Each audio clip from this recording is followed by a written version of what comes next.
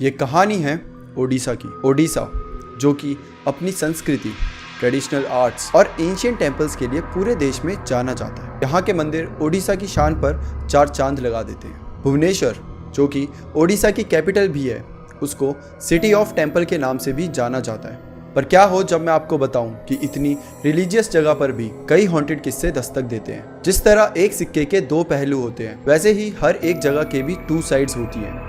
ओडिशा की एक साइड तो आपको मैंने बता दी, पर अब हम दूसरे पहलू के बारे में बात करेंगे, ओडिशा के हॉन्टेड किस्सों। ये कहानी हमसे शेयर करिए सागनिका ने। Thank you Saganika for sharing your story with us. और अगर आप सबको भी अपनी स्टोरी शेयर करनी है तो आप दिए गए हुए जीमेल पर आकर अपनी स्टोरी शेयर कर सकते हैं। सागनिका एक बहुत ही एम्बिशियस लड़की है जिसकी अभी अभी हाल ही में एक बहुत अच्छी कंपनी में जॉब लगी है, मगर जिस कंपनी में उसकी जॉब लगी है वो सागनिका के घर से काफ़ी दूर है। सागनिका पहला एक हफ्ता तो ऐसे ही घर से ट्रैवल करके निकाल देती है और एक हफ्ते में सागनिका को रियलाइज़ हो जाता है that she can not do this every day. And finally Saganika एक डिसीजन लेती है कि वो अब कंपनी के कहीं पास ही एरिया में शिफ्ट हो जाएगी। और ऐसा ही होता है, वो अगले हफ्ते से ही पीजी ढूंढना शुरू कर देती है। सागनिका इससे पहले कभी भी अपने घर वालों से अलग नहीं हुई थी। This was her first time. तो दिल में एक बेचैनी सी थी, पर उसके पास कोई दूसरा ऑप्शन भी नहीं था। रोज रोज तो ट्रैवल नहीं कर सकती थी। अब सागनिका उस एरिया के जो ब्रोकर्स होते हैं उनसे बात करती है। एक ब्रोकर जो कि उसे जेन्युइन लगता है, वो उससे ज़्यादा बात करके थोड़े बहुत पीजीज उसके साथ देखने चले जाती है। वो ब्रोकर एक एक करके सारे पीजीज दिखाता है, बट सारे के सारे पीजी बहुत महंगे थे। सागनिका की ये फर्स्ट जॉब थी, मतलब कि उसकी सैलरी इतनी भी ज़्यादा नहीं थी कि वो इतने महंगे महंगे पीजीज अफोर्ड कर सके। सागनिका ब्रोकर से कहती है कि मुझे कोई सस्ता सा पीजी दिखा दीजिए।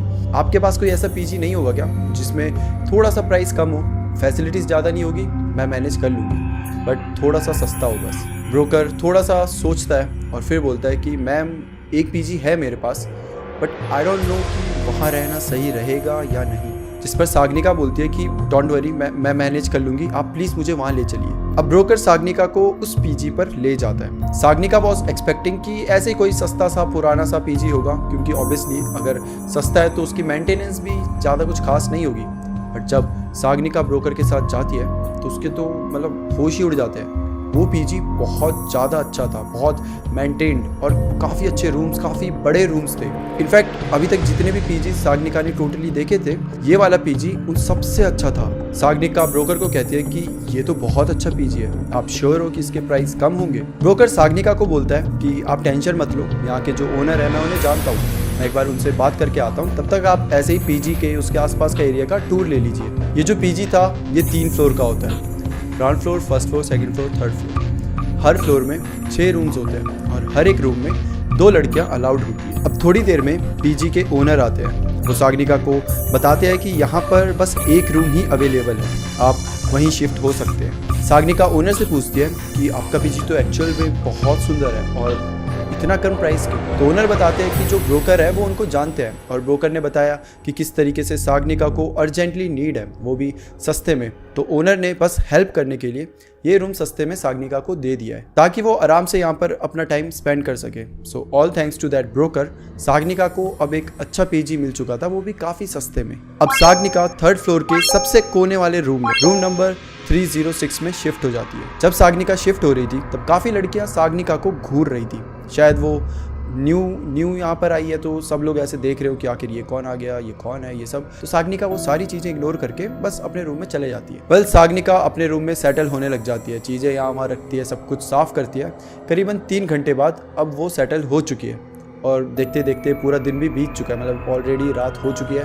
तो बस सोना है और अगले दिन ऑफिस जाना है। अब सागनिका का रूटीन कुछ इस टाइप का था कि वो पूरे दिन ऑफिस में रहती थी और रात को थोड़ा बहुत यहाँ दोस्तों के साथ घूम लेती थी, डिनर भी उन्हीं के साथ करके आ जाती थी और फिर रात के टाइम करीबन 8-9 बजे वो वापस पीजी में आ जाती थी। अब ऐसे ही 4 दिन बीत जाते हैं। सागनिका ऐसी नॉर्मली अपने रूम में बैठी हुई है, थोड़ा बहुत काम कर रही है कि तभी उसके रूम में किसी के आने की आवाज़ आती है। सागनिका जाती है और गेट खोल कर देखती है। जब गेट खोल के देखती है तो देखती है कि उसके गेट के बाहर एक और लड़की खड़ी है और वो बोलती है कि आज से मैं तुम्हारी रूममेट हूँ।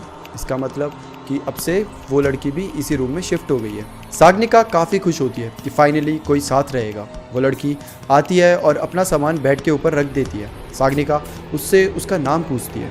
उस लड़की का नाम रूपाली होता है। रूपाली भी जॉब करती है तो उसका भी सेम ही शेड्यूल रहता है, पूरे दिन बाहर और रात को पीजी में। सो सागनिका अक्सर 8 साढ़े 8 तक आ जाती थी, बट वहीं रूपाली हमेशा 11 से साढ़े 11 बजे आती थी। मतलब कि उसकी जो जॉब थी वो बहुत ज़्यादा हेक्टिक थी, उसे हर दिन एक्स्ट्रा आवर्स करने पड़ते थे। वो परेशान भी रहती थी बेचारी थोड़ी सी, तो लेट हो जाता था उसको, इसलिए वो 11 साढ़े 11 बजे तक ही आती थी। जब आधा पीजी तो वैसे ही सो जाता था, कई बार तो सागनिका भी सो जाती थी। अब टाइम बीतता गया, सागनिका और रूपाली अच्छे दोस्त बन चुके थे। सागनिका और रूपाली कभी कभी टाइम मिलता था तो थोड़ा बहुत पीजी घूम लेते थे। पीजी के आसपास जो पार्क है वहाँ घूम लिया, और मोस्ट ऑफ द टाइम वो अपने रूम के अंदर ही बिताते थे, क्योंकि भैया रूपाली रात को आई तो अब रात को कहाँ ही घूमने जाए, हर कोई थका हुआ है, तो बस आए, थोड़ी बहुत बातें बातें करी यहाँ वहाँ की और फिर सो गए। यही ऐसी इनकी ज़िंदगी चल रही थी। अब एक बार की बात है, जब सागनिका वही पास वाले पार्क में घूम रही थी, अकेले ही नॉर्मली यहाँ वहाँ टहल रही है। अब कुछ लड़कियाँ जो कि इसी पीजी में रहती थी वो सागनिका के पास आती है और बोलती है कि तुम वही लड़की हो ना, 3rd फ्लोर वाली, रूम नंबर 306 में तुम ही रहती हो ना। सागनिका कहती है हाँ मैं ही रहती हूँ, पर क्या हुआ? जिस पे वो लड़कियाँ कहती है देखो बहन, हम तुम्हारी भलाई के लिए ही बोलेंगे कि उस रूम को छोड़ दो, जितना जल्दी हो सके उस रूम को छोड़ दो। सागनिका को कुछ समझ नहीं आता कि मतलब क्या हो गया भाई, एकदम से आके तुम मुझे ये क्यों बोल रहे हो कि रूम छोड़ दो, इज एवरीथिंग ओके? जिस पे वो लड़कियाँ बोलती है कि हम ज़्यादा कुछ नहीं बता सकते, बट तुम्हारी भलाई इसी में होगी अगर तुम वो रूम छोड़कर चली जाओगी, और जितना जल्दी हो सके उतना जल्दी। ये बोलकर ये लड़कियां अब चले जाती हैं। सागनिका बहुत कंफ्यूज्ड है, आखिर ऐसा क्या हो गया, मतलब एकदम से कोई आता है और आपको एकदम से बोल दे कि भाई छोड़ दो, क्या ये मुझे धमका रहे हैं, क्या मजाक कर रहे हैं, क्या सच बोल रहे हैं? सागनिका को कुछ समझ नहीं आ रहा था। अब सागनिका रात को जब रूपाली वापस रूम में आती है तो उसको ये सारी बातें बताती है कि आज कुछ लड़कियों ने मुझे रूम छोड़ने के लिए कहा। रूपाली सागनिका से पूछते कि कौन थे वो लोग और ऐसा क्यों बोल रहे थे। सागनिका बोलती है पता नहीं यार, मेरे तो उनके साथ फर्स्ट टाइम इंटरेक्शन हुआ है, वो नीचे वाले फ्लोर में रहते हैं, बट मैं उन्हें नहीं जानती, वो मुझे नहीं जानते, तो ऐसा क्यों ही कोई बोलेगा? कहीं इस रूम में कुछ है तो नहीं, कुछ ऐसा जो हमें ना पता हो? जिस पे रूपाली कहते हैं यार छोड़ यार, वैसे भी मैं थकी हुई हूँ, ये सब फालतू की बातें मत कर, कुछ नहीं है ऐसा, वो मज़े वज़े ले रहे होंगे, वो चले गए मज़े लेकर और तू फालतू में टेंशन ले रही है, एक काम कर आराम से सो जा, कल ऑफिस भी जाना है। ये बोलकर रूपाली सो जाती है। सागनिका भी सोचते हैं कि सही बात है, वो तो अपना बोलकर चले गए, फालतू में मैं इतना सोच रही हूँ, काम करती हूँ मैं भी सो जाती हूँ। सागनिका भी उसके बाद सो जाती है। अब सागनिका और रूपाली दोनों सोए हुए हैं, काफ़ी रात हो चुकी है, करीबन रात के 2 बज रहे थे, तभी एकदम से पूरे पीजी में हड़कंप मच जाता है, काफ़ी शोर शराबा होने लग जाता है। सागनिका उठती है तो वो बाहर जाकर देखती है तो रूम नंबर 203 के पास काफ़ी भीड़ जमा होती है। सागनिका रूपाली को उठाकर बोलती है चलकर देखते हैं क्या हुआ है। रूपाली बोलती है छोड़ना यार, कल ऑफिस है, आराम से सो जा। और ये बोलकर रूपाली सो जाती है, पर सागनिका को तो देखना था कि आखिर हुआ क्या है, तो अकेले ही चले जाती है रूम नंबर 203 पर। जब वो वहाँ पर जाती है तो वहाँ पे बहुत सारी लड़कियों की ऑलरेडी भीड़ जमा होती है।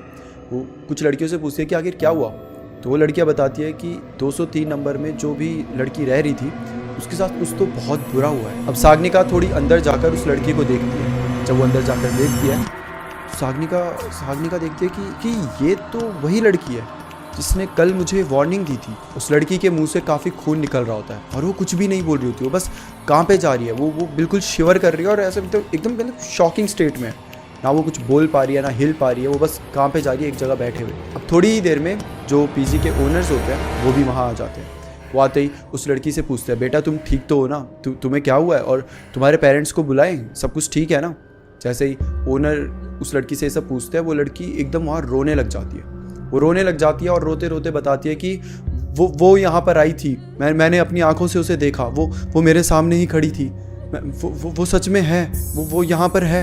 ऐसे करते हुए वो बोले जा रही है और जैसे ही उस लड़की ने सब चीज़ें बोली एकदम से उस रूम के आसपास जितनी भी लड़कियाँ थी सब एकदम चुप हो गई। सब एक दूसरे को देख रही है, एक दूसरे को इशारे कर रही है, बट मुंह से कोई कुछ नहीं बोल रहा। सागनिका को बिल्कुल समझ नहीं आ रहा है सब क्या हो रहा है। सागनिका नोटिस करती है कि सबके चेहरे एकदम से पूरे फेड हो चुके हैं, मतलब एक अजीब सा डर उन सबके चेहरों पे दिख रहा था। कुछ लड़कियां तो इतनी डर गई थी कि वो अपने अपने भगवान का नाम लेने लग गई थी, अपने अपने भगवान जी को याद करने लग गई थी। कोई हनुमान चालीसा पढ़ रहा था तो कोई कुछ और कुछ लड़कियां बस वहाँ से चले आती है भागते हुए कि भाई हम यहाँ नहीं रुक सकते, हम जा रहे हैं करके, और सीधा अपने रूम में। सागनिका को कुछ समझ नहीं आ रहा भाई ऐसा क्या हो गया, ऐसा क्या इस लड़की ने बोल दिया और ऐसा क्या वो यहाँ पर है, कौन यहाँ पर है, जिसे सुनते ही ये सारी लड़कियों की ऐसी हालत हो गई है। अब जो ओनर होते हैं वो उस लड़की को बोलते हैं कि तुम चिंता मत करो, सब कुछ ठीक है, हम यहीं हैं और तुम अकेले मत सोना, तुम हमारे यहाँ चलो, हमारे साथ रहो आज, ठीक है। और ऐसा बोल के वो लड़की को जब लेकर जा रहे हैं अपने साथ में, तो जो बाकी लड़कियाँ हैं वो सब डर के मारे अभी इन्हें देख रही है। तो जो ओनर होते हैं वो इन सबको भी बोलते हैं कि तुम सब भी टेंशन मत लो, सब कुछ ठीक है, जाके अपने अपने रूम में सो जाओ, कल जाना नहीं है ऑफिस सबको, जाओ आराम से।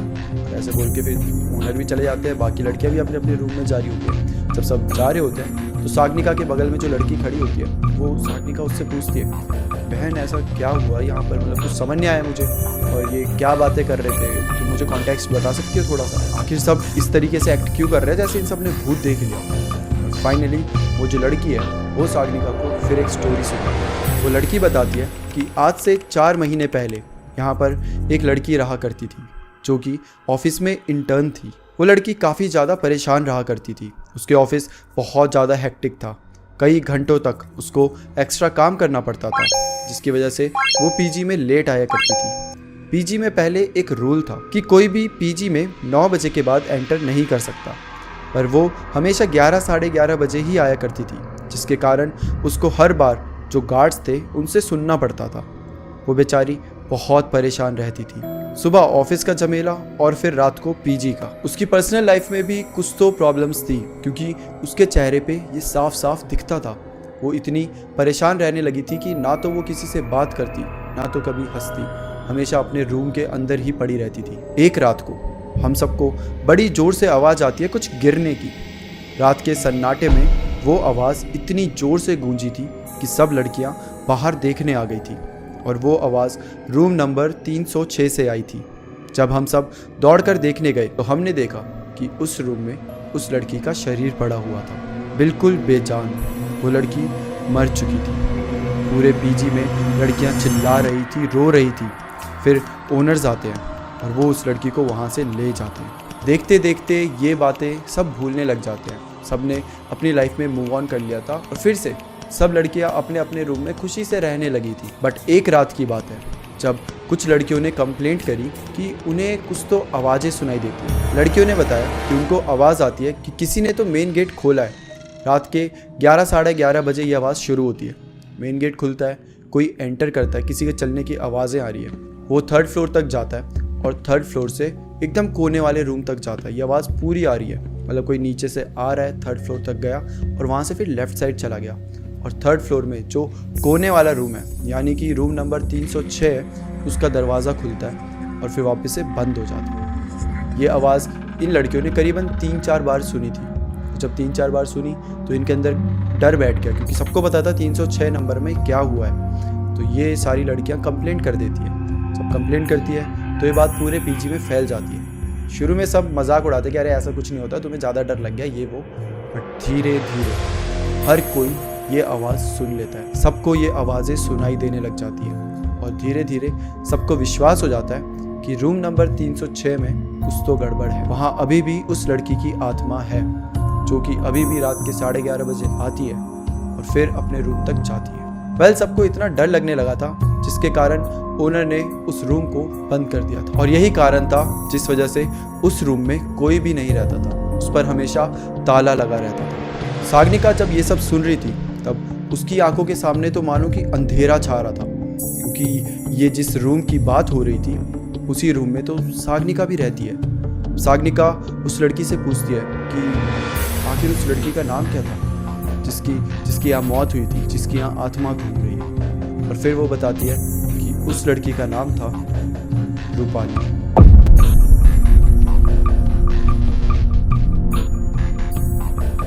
सागनिका की तो मानो पैरों तले जमीन खिसक चुकी थी, क्योंकि रूपाली के साथ तो रह रही थी कई दिनों से। रूपाली जो कि रोज 11:30 बजे आती थी, अपनी हेक्टिक जॉब से आती थी, परेशान रहती थी।